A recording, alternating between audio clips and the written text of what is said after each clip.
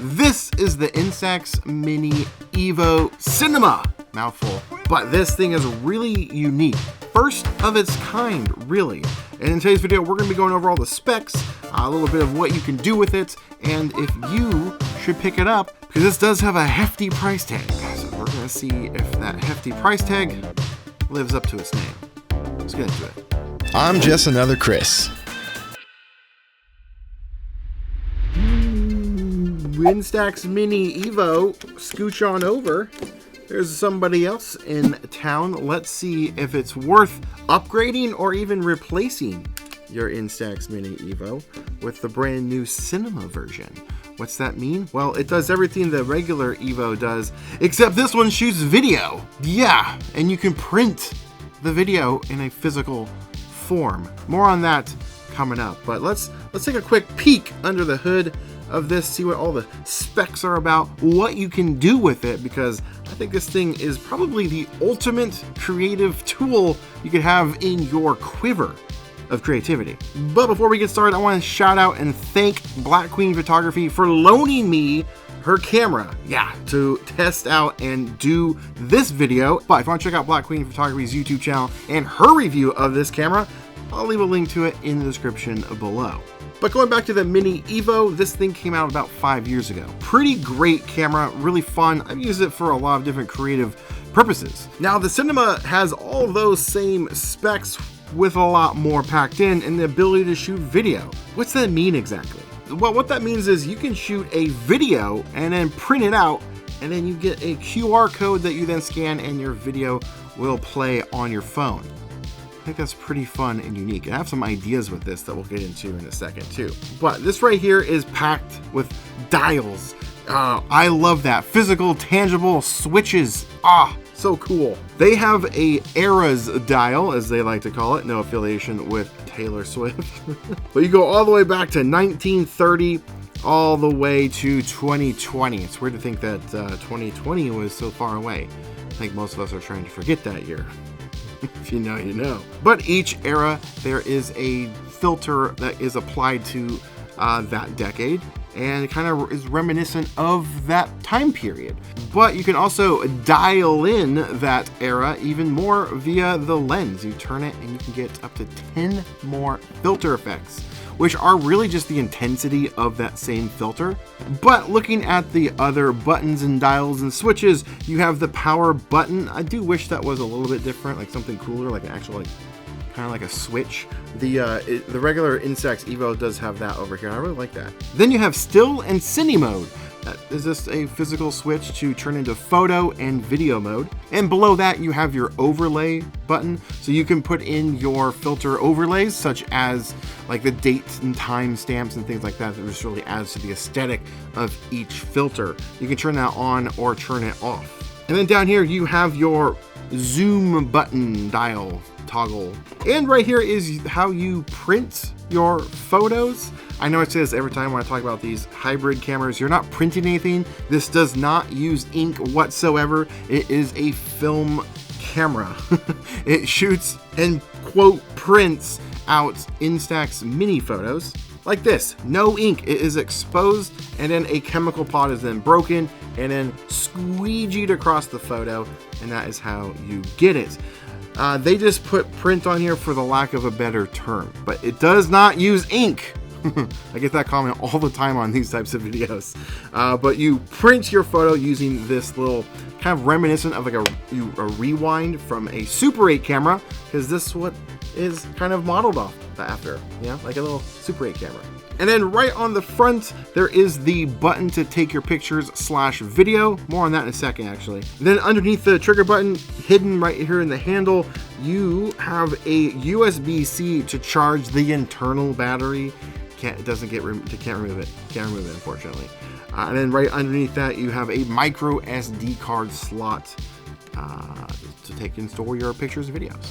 And then up here, you have your lens. Like I said, you turn it, and you can adjust the intensity of the filter or the eras that you chose. Now, flipping it all the way to the back of the camera, you have your screen, and then below it you have a back button, menu button, OK button, play button, and then you have a toggle wheel to navigate the menu that is on the screen. And then at the bottom, you have a 1/4-20 thread. Inside the box, you do get 2 accessories. You get a grip extender, which is actually really nice. And that just connects to the 1/4-20 at the bottom, and it gives you a little bit better grip on the camera. And you have a little screen magnifier. This is actually a really cool accessory. It magnetically attaches to the back of the screen, and when you look through it, the screen is now extra big. And as you kind of can tell, it gives you that more of a retro look and aesthetic of a Super 8 camera. But when you do hook up the grip at the bottom, it does take up the 1/4-20 mount. So if you want to mount this to a tripod, you do have to take this back off, then connect it. Would have been nice to have like another mounting point on the bottom itself. Would have been really cool, but yeah, it's okay. And to load the camera, it's just on the side here. I have film in here. I'm not going to open it, but this opens up and you load in your Instax mini film. And honestly, the form factor of this is so nice. It's thin, fits in a camera bag, even your pocket. I mean, it'd still be pretty bulky in your pocket, but not as bad as like other instant cameras. There really isn't a pocketable instant camera out there. The Polaroid Go is the closest, and that thing is still pretty bulgy. So let's take a look at some of the filters that are built into this camera. So 1930 just kind of has a filtered grain on it, as well as it being black and white. And you can adjust how intense you want it to be, all the way maxed out. Yeah, that definitely looks like a silent era movie. Moving over to 1940, it's in color. Now we're in color, but yeah, it has a jittery kind of grain scratches over it. Definitely kind of gives like a Western vibe, you know what I'm talking about? 1950s, we're apparently back to black and white in the 50s. I don't know what happened there, but we've lost color technology moving past the 40s. Ooh, the maxed out version of that one gives you like this tracking effect. That's interesting. 1960, we're back to color.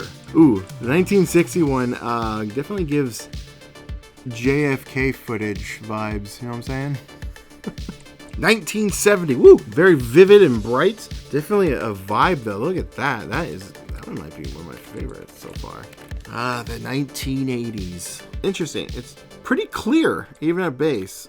Let's max it out. Kind of just has like a film grain scratchiness at max. Interesting. Oh, here we go. 1990. Now we're talking built-in VHS effect. That's cool. Ooh, this is probably my favorite one. Now we're into the 2000s, which is probably what the quality of the camera is in this camera, actually. Like an old 2000s web camera. That's probably what's in here. But that one's pretty cool. That was pretty cool. All right, 2010. Doesn't seem like it was that long ago. Gosh. Kind of has like the vibe of a old iPhone. And now 2020. I don't know what are they going to do with that. What's so different about 2020? 2020 was only 6 years ago. Not much difference between the 2010 and that one. But those are the decades that it has. I think 1990s where I would lock it in and just leave it there. For me personally, I love the VHS effect. I just noticed something.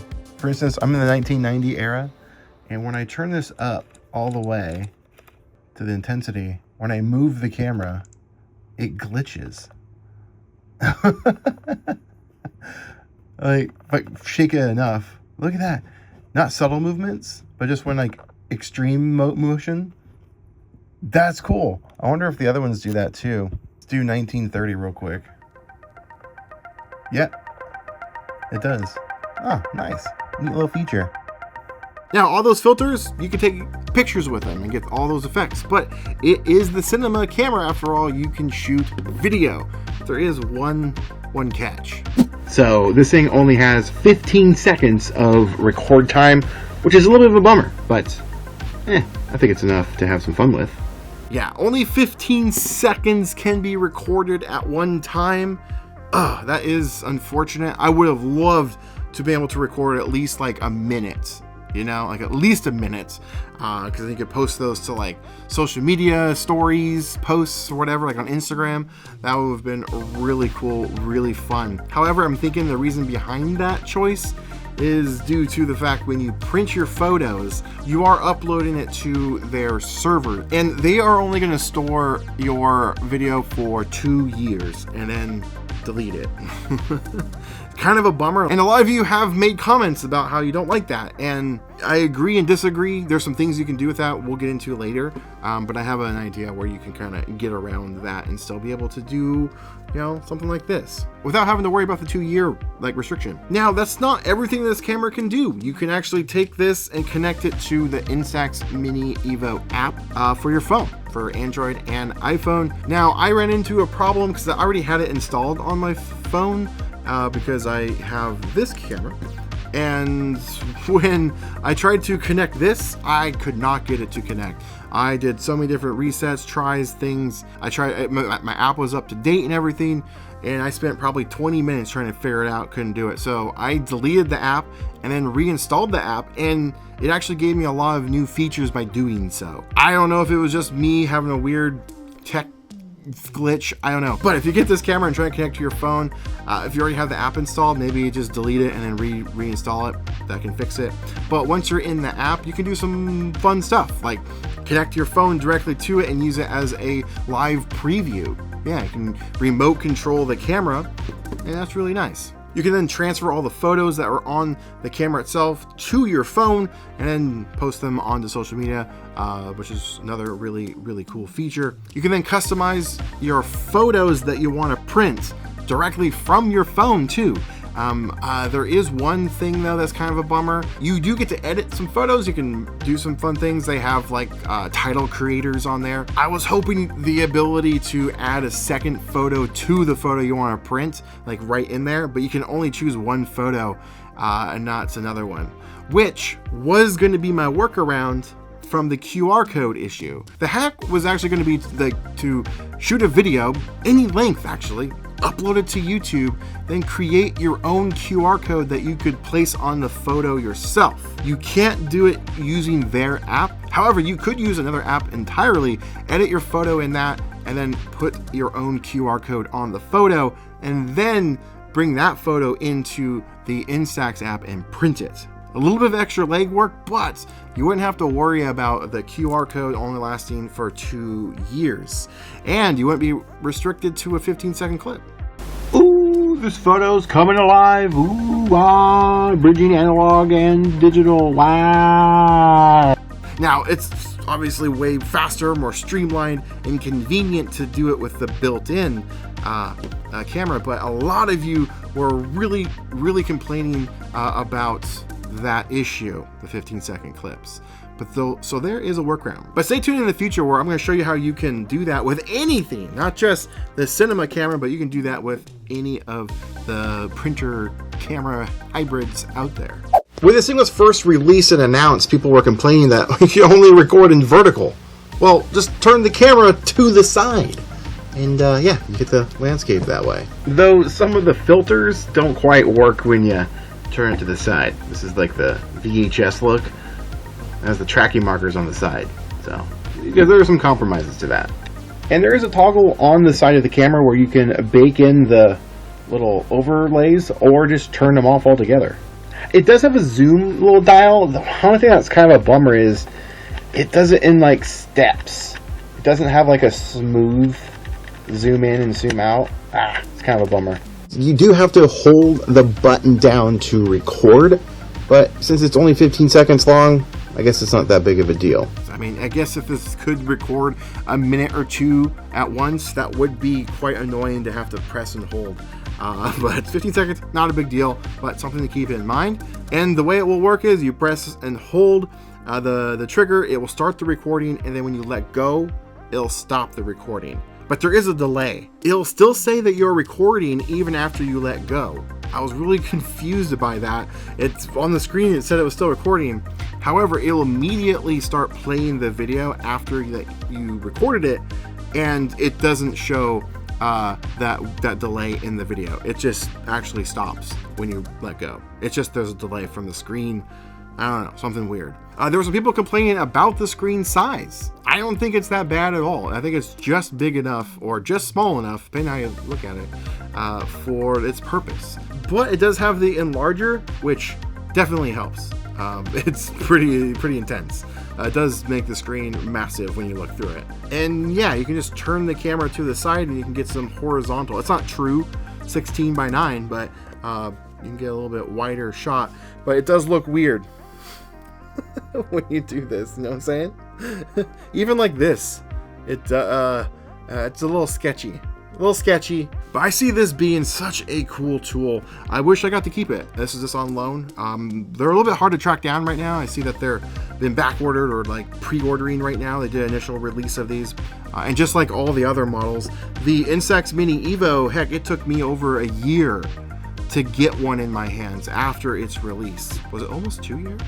It might have been almost 2 years. But I see this being really cool if you're a working professional. One of the things that people were leaving in my comments was, should I upgrade my camera to this one? Or, oh no, I have my phone, it's so much better, or this or that.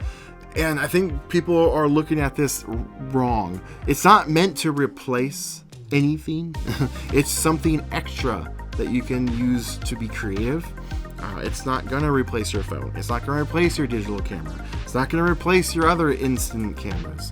It's unique in its own class, and you can just do more things with it that you can't do with some of these other things. One of the things that I would find useful with this is when I work events, because I do have a day job. I do YouTube full time. It is my job, but not just on the Chris YouTube channel. I do other stuff on YouTube for other people. That's my day job. And I do events over there. And walking around, taking pictures is part of my job. I shoot video, I create content for that stuff.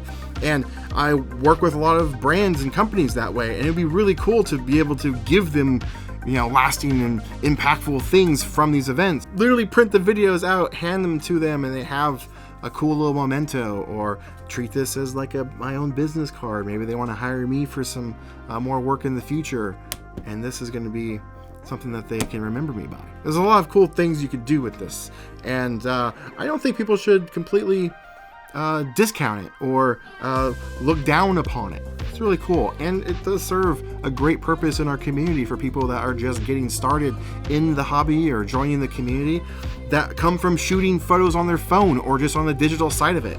This is a digital camera, and you don't have to think or worry too much about how you shoot with it like you would with other instant photography type cameras, like a Polaroid or other type of Instax camera. And plus the film, the entry point to play, as they might say, is very low. Instax Mini is still the cheapest form to shoot, so we should be encouraging people to get into this hobby, and this is a great way to do it. A little expensive, you know, great, but at the same time, really cool tool. And obviously not just for beginners, for everything else I just said. But let me know what you think of this camera. Are you going to get it? Do you have it? Do you like it? Did you return it? Let me know. Let's continue the conversation. But until next time, get out there, make some art.